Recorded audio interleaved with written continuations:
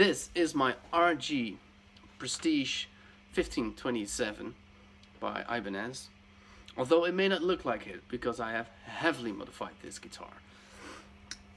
I bought it new in 2008 and the paint chipped off really quickly and I hated that. So at my next birthday I got a Dremel and decided to bevel the whole edge of this guitar, which makes it different than an RGD because that has no bevel around this side. The RGD did not exist around that time.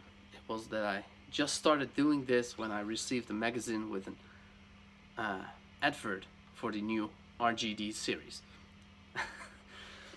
And since then it has been refinished multiple times. It started off with the copper metallic finish, which wore off really quickly because of some weird chemical reaction. Then it had been plasti dipped in white, which looked really cool, but I wore that plastic covering off so easily that it only took a little while before I took it off. Then I sanded it down to the base coat and added a green hammerite finish to it, which looked really cool again, but for some reason that paint did not stick to the base coat either, so that got off really easily.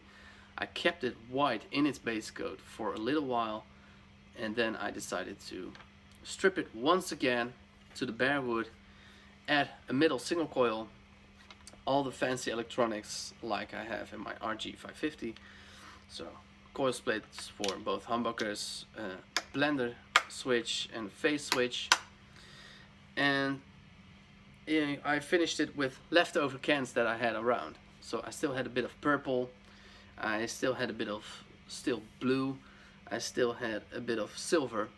So I first painted the whole thing blue, then added a bit of silver in the center, and then I did the burst with the purple.